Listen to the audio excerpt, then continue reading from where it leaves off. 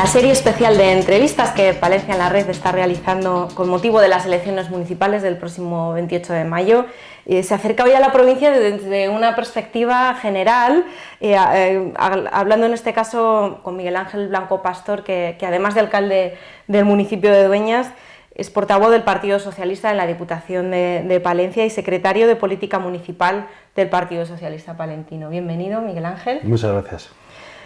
Eres diputado provincial desde 2007 y dado que además eres diplomado en Ciencias Empresariales, permíteme que comience preguntándote por la economía, porque en estos 16 años en la Corporación Provincial hemos visto pasar tantas crisis, ¿no? Hemos visto pasar la crisis financiera, la política de contención del gasto, la austeridad pública, ¿no? Más recientemente la pandemia y demás. ¿Cómo valoras estos años? Y hablando ya más concretamente de esta última legislatura, estamos en un momento de un gran superávit económico en la Diputación y ahí hay distintas ideas para aplicarlo, ¿no? Sí, yo soy de una opinión, no merece la pena tener dinero en la cuenta corriente cuando estás teniendo los datos que estás teniendo la provincia. Solemos tender todos a economizar, ¿no? A todo traspasamos a números y los números pues hay veces que nos muestran la realidad pero otras veces no. El que una administración como la Diputación de Palencia, que es una administración que no se tiene que preocupar bajo ningún concepto en ingresar, porque le viene todo dado, casi el 95-96% de sus ingresos vienen por transferencias de otras administraciones, tanto del Estado como de la comunidad autónoma, también de los ayuntamientos, y el resto es una pequeña tasa y unos pequeños tributos que puede cobrar. Si no tienes esos problemas y tu único problema es la reinversión, la puesta en servicio de determinadas acciones que puedan beneficiar al territorio, yo creo que el que hayamos ahorrado unas cantidades ingentes de dinero, 22 millones de euros, creo recordar que ha sido la última cifra que hemos tenido en la liquidación presupuestaria de líquido en las cuentas corrientes, pues creo que sinceramente la labor no se está realizando. Creo que la provincia de Palencia no está para ahorrar. La provincia de Palencia a día de hoy estaba para tener acciones muy concretas, muy definidas, pero que sean un acicate y que sean de verdad un impulso para reactivar una provincia que a todas luces tiene patologías que hay que empezar a resolver. Después entramos en materia, pero también te preguntaba un poco balance, si se ha podido ahorrar también quizá, ¿cómo valoras la gestión en estos años? Yo he conocido desde momentos en ese sentido, desde momentos donde la situación económica con una deuda, con un déficit era importantísimo y había unas dificultades, luego hemos ido pasando todas las administraciones, también la Diputación, con ese control férreo de la regla del gasto que nadie sabe muy bien cómo funciona, pero que todos los ciudadanos ya lo tienen muy interiorizado y que nos ha impedido de hacer determinadas inversiones y que al final lo que ha sentido es que con el ahorro de todos los pequeños, incluido también la Diputación de Palencia, hemos logrado enjuagar los déficits que tenían los grandes ayuntamientos y las comunidades autónomas y el Estado. Entonces, al final, eso no sirve para el territorio. La función que tiene la administración provincial es que el territorio donde es administradora sea mucho mejor. De 2007 hacia aquí, ¿podemos decir que la provincia de Palencia ha ido a mejor? Tengo serias dudas, independientemente de que podamos hablar de que entonces había déficit y ahora hay superávit. No tiene sentido, insisto, que haya superávit si tenemos una serie de necesidades que no se cubren. ¿Y cuáles son esas necesidades y cómo podría Es evidente que la primera necesidad es el reequilibrio de los territorios, porque sin un territorio reequilibrado y una ordenación real de todo este territorio, esto es imposible. No podemos aplicar las mismas políticas en la montaña palentina que en Tierra de Campos que en el Alfo de la capital. Es que no tienen las mismas necesidades en cada uno de los terrenos. ¿Qué sucede? Que al final aquí hacemos tabla rasa, que no nos complicamos y hacemos la autopromoción que llamamos, es decir, hago una serie de convocatorias públicas sacando lo que antaño hace muchísimos años en un frontón en cada pueblo, pues prácticamente lo mismo pero vistiéndolo de otros colores. Ahora se hacen numerosísimas intervenciones, pero ¿realmente estamos atajando los verdaderos problemas? No. ¿Estamos atajando el problema de despoblación? No. ¿Estamos atajando el problema del desempleo? No. ¿Estamos atajando el problema de la inversión en nuestro territorio, la falta de servicios públicos, de la falta de servicios privados en muchos de nuestros pueblos? No. ¿Qué estamos haciendo?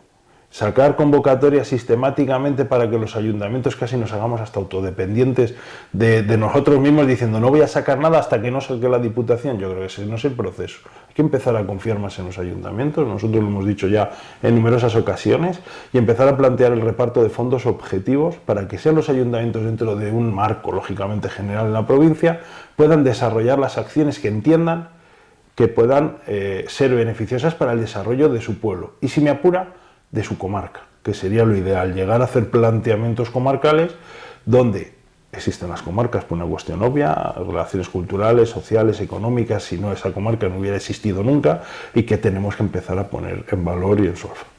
Por ir desgranando todo esto, que es muy genérico y muy complejo también, cuando usted llegó a la alcaldía y a la Diputación en el año 2007, la población de la provincia era de 172.500 personas. Actualmente estamos poco más de 157.000. El balance obviamente es muy negativo, es un contexto general en otras provincias españolas, en otras regiones europeas, pero ¿qué se podría hacer de otra manera para darle la vuelta a esta tendencia?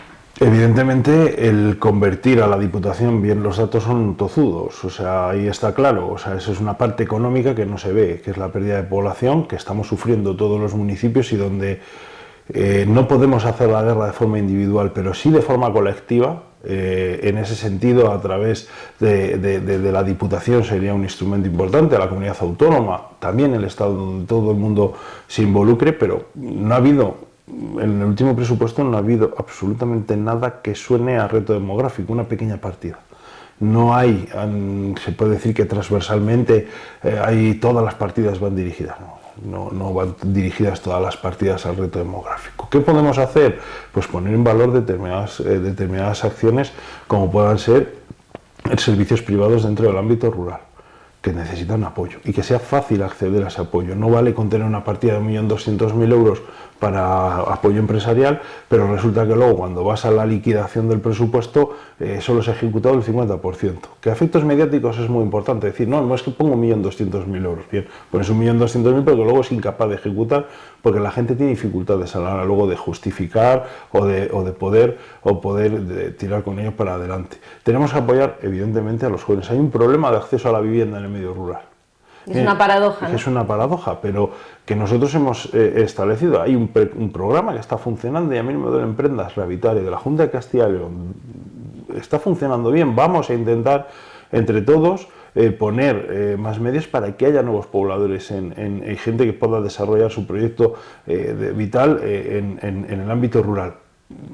No han querido en ningún momento poner más fondos para que se construyan más viviendas, que no tienen que ser en propiedad, que pueden ser de alquiler social. Y luego, evidentemente, tenemos que empezar a articular esta provincia.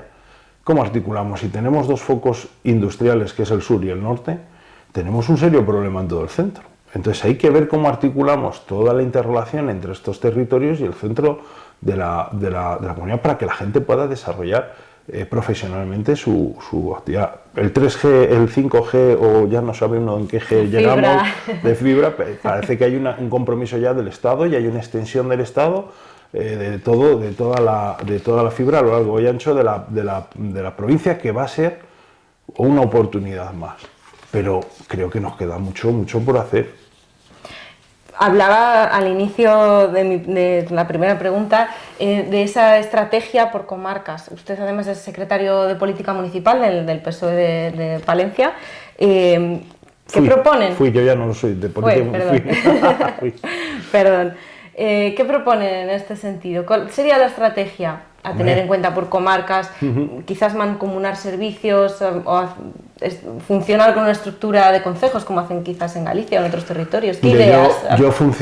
Funcionamos en nuestra comarca, donde estamos incluidos un número importante de municipios de distinto tamaño: Villamburiel, Venta de Baños, Cévico de la Torre, Tariego, Soto, Reynoso, Villaviudas. Espero que no se me haya olvidado ninguno, sino Tariego de Cerrato, Dueñas. Creo que no se me ha olvidado ninguno, sino que me perdone. Hay distintos tamaños, desde pueblos grandes, pueblos medianos, pueblos menos medianos y pueblos pequeños. Ontoria también está, donde no hay disputa política. cada año es el alcalde de mayor tamaño y el presidente y el vicepresidente, el alcalde de menor tamaño, indistintamente del color político. Pues, concretamente esta legislatura, la presidencia la ha tenido Dueñas, la legislatura que viene tiene 20 años, el vicepresidente este año ha sido Soto, el año que viene será Reynoso, etcétera. No hay disputa política, pero sí que hay la prestación de servicios en común. Nosotros llevamos servicios sociales en común, de forma mancomunada. Esto facilita que, por ejemplo, un pueblo pequeño pueda tener acceso a una trabajadora social, cuestión que en otros términos municipales, a lo mejor en otras zonas se tiene que acercar hasta la cabecera de comarca.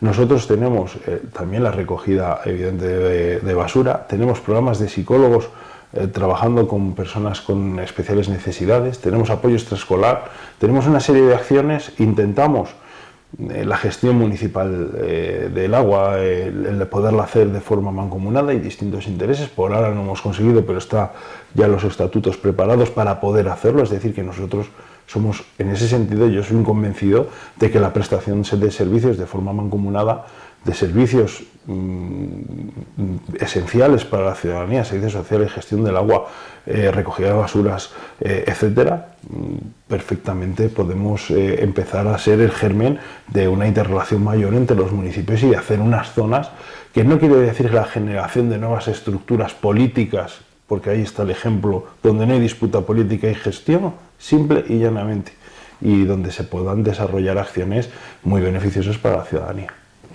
Hablamos ahora de otro asunto. En los plenos que les hemos visto en la Diputación, usted ha sido especialmente crítico con una cuestión que ha sido el tema de los bomberos, los servicios de extinción, y más con la experiencia que hemos tenido en Dueñas con el incendio de Cascajares. Precisamente ha estado suspendido el convenio con la capital, ahora está en proyecto la construcción de 2 parques comarcales. ¿Qué balance hacen en esta materia, que es tan importante, viendo lo que ha pasado en provincias como en Zamora, que están ahí como un ejemplo muy cercano, ¿no? ¿Y qué proponen? Respuesta clara. A efectos autonómicos, que sería lo deseable, porque está recogido dentro de la normativa, tendría que ser la Junta de Castilla y León la que estableciese, a nuestro juicio, un consorcio autonómico donde se englobasen todos los bomberos profesionales de la comunidad autónoma, porque existen zonas periféricas donde pudiera tener una interrelación mayor, por ejemplo, en Palencia con la provincia de León o con la provincia de Burgos, incluso con la propia provincia en la que está ubicado. Entonces, en ese sentido, junto con los bomberos forestales, etcétera, etcétera, creemos que las circunstancias necesarias para poder hacerlo. Como esto no va ni para adelante ni para atrás, pues nosotros entendemos que lo que hay que constituir en la provincia de Palencia es un consorcio de extinción de incendios de la provincia de Palencia, donde esté englobado, lógicamente, la capital y donde esté englobado todos los municipios a través de la Diputación. Tenemos un ejemplo, que es el consorcio de gestión de residuos. Salvando las distancias, evidentemente, porque no es lo mismo, pero por lo menos hay una experiencia en ese sentido de funcionamiento en conjunto de toda la provincia. ¿Y hacia dónde tendremos que ir con ese consorcio? Hacia lo que establece la ley, y a lo que establece también el Consejo de Protección Civil de la Junta de Castilla y León, que es la profesionalización del servicio. Yo lo he dicho varias veces ya, lo digo un poco en tono de humor, pero no tiene ninguna gracia. Antes, cuando se daba luz en los pueblos, había una señora que era la especialista en atender esos partos. Ahora eso sería inviable, nadie va a una voluntaria que te pueda atender el parto. Vas a Palencia a un médico o una matrona y estás debidamente atendida para que eso pueda pasar. O nadie se nos ocurriría tener, en vez de Guardia Civil, un grupo de voluntarios, pistola en mano, paseando por el pueblo para garantizar la seguridad de los ciudadanos. Pues que no nos podemos permitir en ese sentido que ante circunstancias como puede ser un incendio no tengamos unos profesionales atendiendo, porque luego pasa lo que pasa. Por suerte los incendios no son tan sistemáticos como a lo mejor otras incidencias, pero es que cuando pasa, pasa. Y no ponemos en valor el tener un servicio en ese sentido lo suficientemente potente como para poder atender, ya no en los entornos de la capital porque no haya un convenio, que es lamentable, sino en las provincias de Palencia. Como esto no nos pueden dar la razón, que es una cosa curiosa esta de la política, cuando estás en el gobierno no puedes dar la razón a la oposición, no vaya a ser que me quite votos, pues poco a poco ya vamos construyendo los parques de bomberos, vamos ampliando de 6 a 12 los bomberos profesionales y poco a poco vas viendo cómo lo que tú planteas y te trataban de loco hace años, pues se va a asistir de una forma muy, muy liviana dando forma, porque no hay otra opción. porque lo marca la ley, porque la responsabilidad es de ayuntamientos de más de 20.000 y de diputaciones provinciales para poner en valor un servicio que es un servicio esencial recogido por el Estatuto de Autonomía. Y que no puede ser que se nos queme una fábrica por no tener todos los medios a disposición en el menor tiempo posible. Es que es el problema, que no nos acordamos de este servicio hasta que no existe un problema grave. Y en ese sentido yo creo que se están dando algunos pasitos. Nosotros seguiremos insistiendo en que esto tiene que ser total, tiene que ser profesional. ¿Pueden existir voluntarios? Sí, bajo el paraguas, lógicamente, de profesionales que gestionen. Nunca puede un voluntario sustituir a un profesional, nunca, porque no pasa en ninguna profesión. Pues vamos a hacernos voluntarios del periodismo y sustituimos a los periodistas, pues es absurdo. Es un planteamiento caduco que habrá servido durante años, mejor o peor. Yo ya no voy a entrar en esa situación. Lo que quiero a futuro es garantizar un servicio esencial de bomberos en la provincia de Palencia. Y si continuamos hablando de servicios, uno de los capítulos que más fondos captan del presupuesto de la Diputación son los servicios sociales, la red de los CEAS. ¿Qué materias proponen desde el Partido Socialista en este sentido y qué balance hacen del funcionamiento de la estructura actual que tiene? Bueno, pues CEAS, nosotros aquí diferenciaríamos hay distintos ámbitos. Una partida efectivamente muy importante. Hay una cuestión que es la ayuda a domicilio, que lo presta una empresa. Nosotros en su día con el pliego de condiciones dijimos que dar a una empresa todo el paquete y no permitir una comarcalización de los servicios, en ese sentido, para que entrasen empresas más pequeñas que pudiéramos tener una diversidad, pues tenía sus problemas.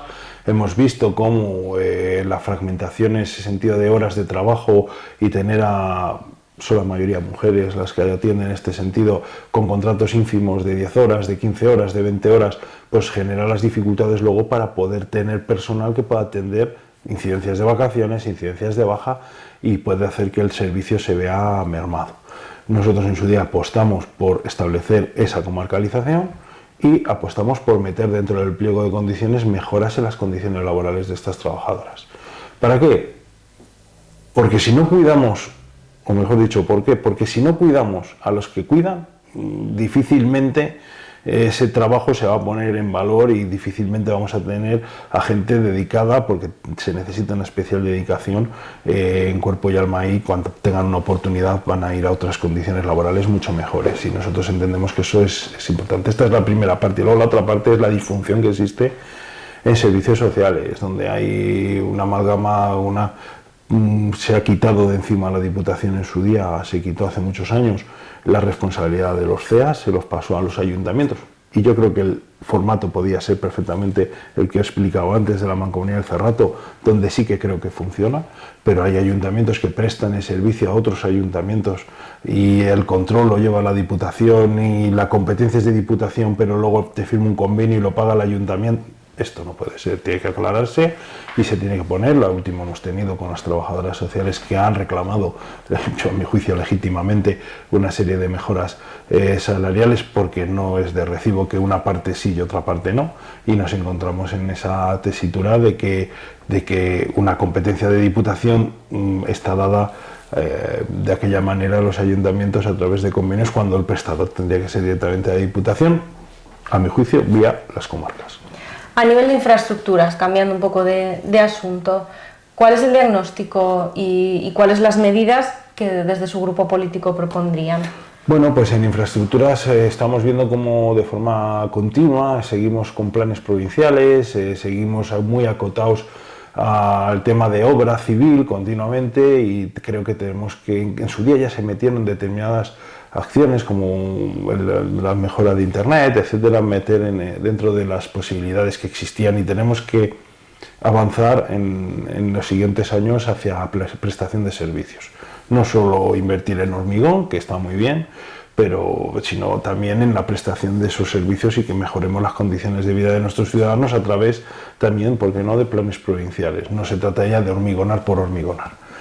Tenemos que avanzar en esa parte, y a efectos de infraestructuras de la propia Diputación, pues un mejor mantenimiento de la red de carreteras. Aquí tenemos todos los años una situación que debiera de coordinarse muchísimo mejor, que es la situación de nevadas, que es chocante, que ya llega uno, ya se vuelve loco de quién es competencia esta carretera, de quién es competencia esta otra, que pasan por esta carretera, levantamos la pala, que si a tu pueblo... Son situaciones que la gente, los ciudadanos, como es de recibo, no entienden. Al final, préstame servicio y dámelo en las mejores condiciones posibles. Por lo tanto, una mejora de las condiciones, lógicamente, debiera ser también la mejora de la red de carreteras de una forma un poco más ambiciosa. Vamos de millón en millón, y de millón en millón, con más de 1.500 kilómetros de carreteras, que es imposible. Turismo es uno de los capítulos más visibles, quizá también más importantes de la Diputación de Palencia. Se ha hecho un impulso en los últimos años con recursos que captan visitantes de un tiempo para acá, pero también nuevos, como en este caso Campos del Renacimiento, y otros que veremos, y que ha sido casi uno de las puntas de lanza de su grupo político, como el Castillo de Montón, esa reforma. ¿Qué materias se proponen en materia turística desde el Partido Socialista? Pues mira, Castillo de Monzón siempre hemos pedido, por una cuestión obvia, es un recurso, es un bien de interés cultural. Ahora mismo hay unas subvenciones del Ministerio de Turismo donde perfectamente podían encajar y podíamos desarrollar un proyecto más ambicioso que el que sea un mero espacio donde poder entrar a visitar. Con una musealización, en el último pleno se aprobó una modificación de créditos para musealizarle, no sabemos de qué. Sinceramente, si se va a hacer una explicación de lo que son los castillos, o del Castillo de Monzón, o de la provincia de Palencia, no hay un concepto. Vamos a ver, aquí muchas veces nos quedamos en el envoltorio, ¿no? Voy a reconstruir el castillo. No, lo que hay que darle es un proyecto de consistencia, que pueda garantizar el funcionamiento del castillo como un referente en los próximos años, pero hay que recordar también en qué situación está la Villa Romana de la Cueza, con las goteras que hemos denunciado, o cómo vemos como los datos de pernoctaciones de turismo no son nada buenas. Se sube, sí, pero seguimos siendo los últimos, o cómo de verdad que la publicidad que se está llevando a cabo o la promoción, hay cuestiones acertadas a través de redes sociales, creo que se está acertando a través de determinadas figuras, y hay otra serie de impulsos en ese sentido en comunidades limítrofes, pero luego te das cuenta que hay otras partidas que no tienen ningún sentido el hacerlo. Por lo tanto, se tiene que ser mucho más ambicioso en esa parte a la hora de poner en valor una parte importante.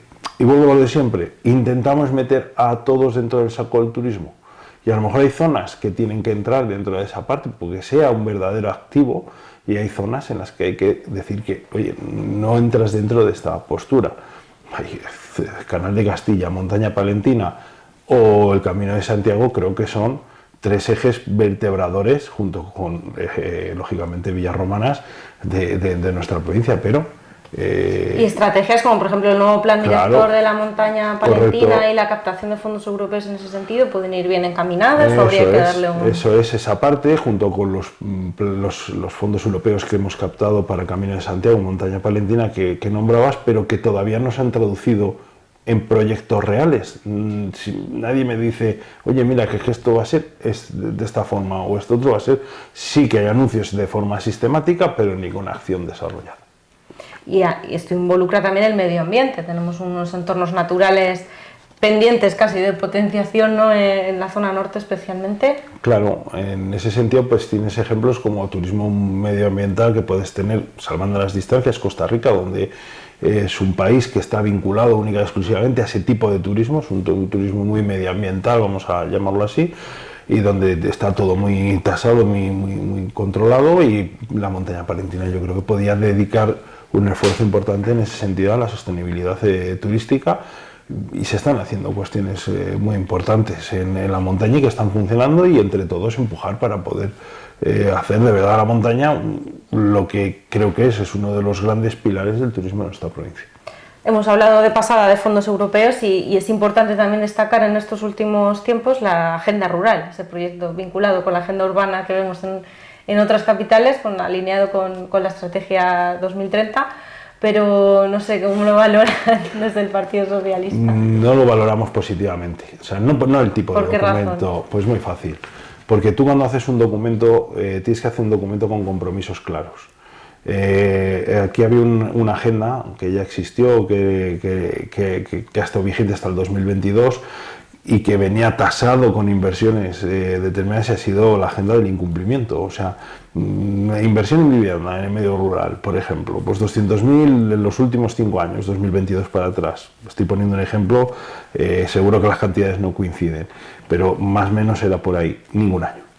Entonces, para hacer que esa parte de compromiso, como sabe el equipo de gobierno, que no ha podido cumplirlo, pues hacemos una agenda 2030 y en esa agenda 2030 ya no me comprometo a ningún importe y a ninguna medida concreta, sino que me quedo en la generalidad.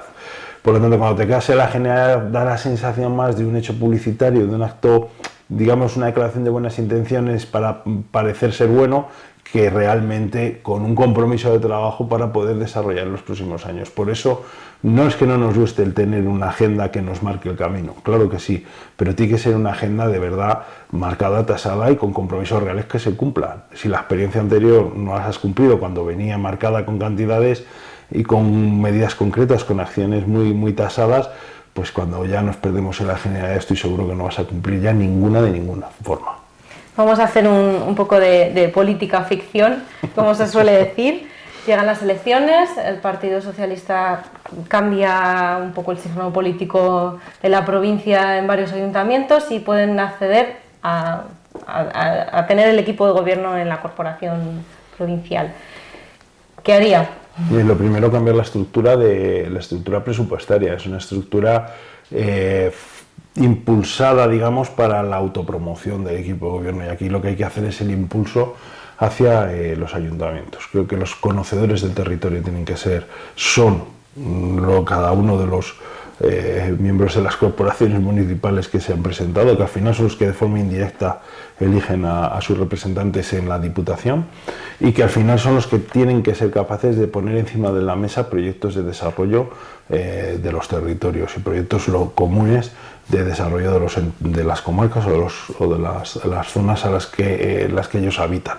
Eso es importantísimo, cambiar el concepto de subvención al concepto de reparto de fondos objetivos porque te corresponde, y dentro de unos marcos de política común poder desarrollar acciones en ese sentido.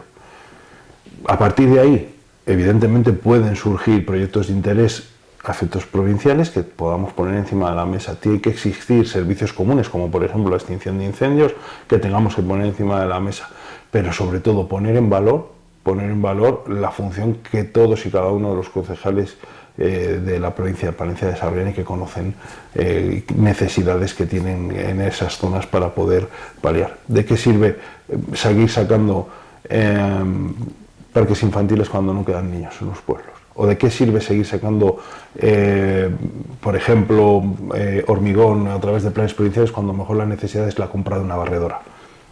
Estoy poniendo ejemplos que puede ver gráficamente cualquiera visualizar. A partir de ahí adaptarnos no a lo que nosotros os decimos como ayuntamientos que tenéis que hacer, sino vosotros decidnos lo que tenemos que hacer para vosotros. Miguel Ángel Blanco, portavoz socialista en la Diputación de Palencia. Muchas gracias. Muchas gracias a y muy vosotros. buena suerte. Muchas gracias.